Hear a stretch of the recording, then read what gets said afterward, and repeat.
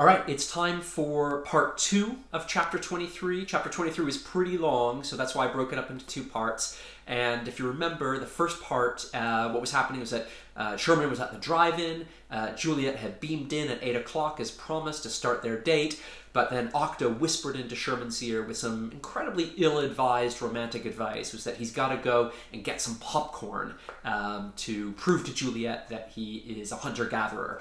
It's very silly advice, but Sherman, of course, is in way over his head in this situation and has no idea what he's doing, so he goes for it. So we'll pick up the second half of... Oh, shout out. We got to do a shout out. Today's shout out actually goes very far, all the way from London to Australia, with lots of love. This is to Grace and Zach and their mum Nicole. Hope you guys are doing well and staying safe and staying sane. So big love from London. Hope you guys are enjoying the book. So let's crack on. So let's pick up the second part of chapter 23 now. But as I double-timed it towards the concession, someone else moved in on my cave. I turned back to check on Juliet as I ran, and I spotted Ned casually leaning against her window, clicking his long, ultra-white fingers to get her attention. My first instinct was to return to the car and defend my cave. But if I returned empty-handed, then I would show Juliet that I couldn't provide. I blame you, Charles Darwin. I rocked up to the concession stand to find lunch lady Nancy moonlighting behind the snack bar. "We're closed, sweetheart," she drawled. "Wait, what?" I yelped. "We're not even halfway through the first movie." "Union rules." "Please, Nancy," I said, "just one box of popcorn. It's to save the planet."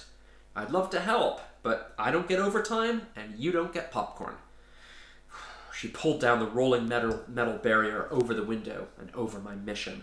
On screen, a bunch of crazy types were waving signs on the roof of a skyscraper. One of them read, "Take me away from here." And that's exactly how I felt. But unlike those sign-waving idiots, I knew exactly what would happen if I didn't fix this debacle. The end of the world. Somehow, even though I was about to trudge back to the truck without the mammoth, I had to win this girl's heart. Wimping out just wasn't an option. "Hey, human being, you want some corn?" It was one of those fungi kids, a football-sized mushroom, peeping out from behind the concession stand. His smirky little black eyes narrowed at me.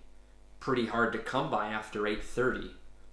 "Do you have some?" I asked, desperately. "I might," the fungus replied. "Do you have $15? Slowly, in his wormy little fingers, the mushroom pulled out a box from behind his back. The red and white striped carton was overflowing with popcorn that spilled to the concrete every time he moved. "I might," I replied, checking my Space Shuttle Columbia wallet. 10. That's all I've got. It's a good deal." 60, the fungus countered. "What?"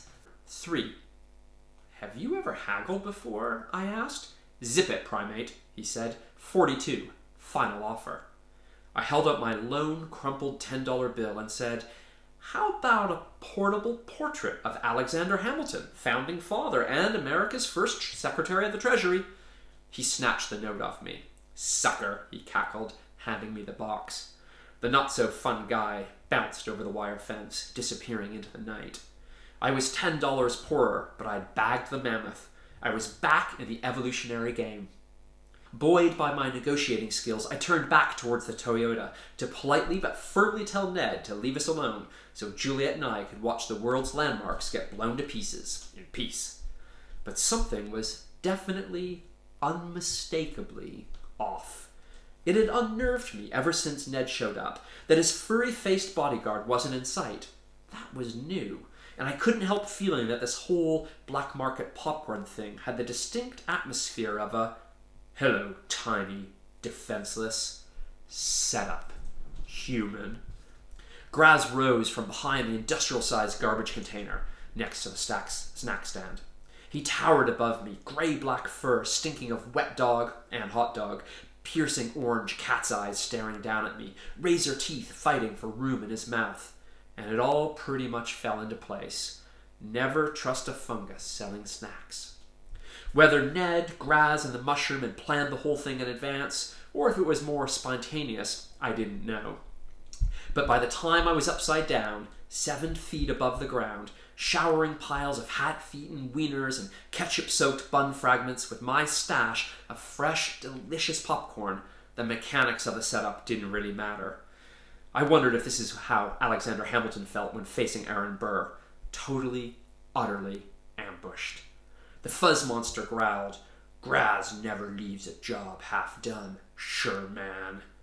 And just as the on-screen make-believe aliens zapped the White House and the whole drive-in vibrated with the explosion, real-live alien Graz buried me deep in the container. My head clanged against the bottom, and I blacked out. I woke to someone hurling giant eels at me. Turned out to be Octo, slapping my cheeks with his slippery tentacles. He must have pulled me from the garbage and leaned me against the bin, and for now, for the second time in a month, he was checking my bones for fractures. "What happened to you?" I gazed at the stars, inhaled the romantic aroma of dusty concrete and rotting sausage, and explained my encounter. For never was there a story of more woe, I concluded, than this of Juliet and her Shermio. "But are you okay, dude?" Octo said. "Took forever to find you. How many tentacles?" "What? How many tentacles am I holding up?" "7, I mumbled. "You're fine, Romeo," the venti tent declared. But I wasn't. I had to get back to my date. I pulled a ketchup-smeared popcorn carton off my head and scrounged for usable kernels. I've got to get back to the Toyota and bring Juliet her mammoth. Octo stuttered. "Well, you see there, it's not so spectacular news there, buckaroo." And then I heard it over the speakers.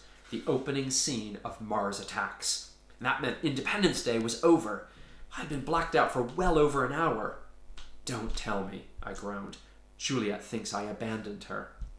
"It's a bit worse than that," Octo warned. "It seems that she didn't want to stay for Tim Burton's underrated masterpiece, so she dematerialized," I sighed. "I'm such a moron. If only I'd remembered to buy the stupid—" "No, Sherman," Octo said. "She left with Ned." Wow, okay, that's chapter 23. Come back tomorrow for chapter 24. Hope everybody's doing well, staying in, staying safe, taking care of one another, and thanks for listening. See you soon.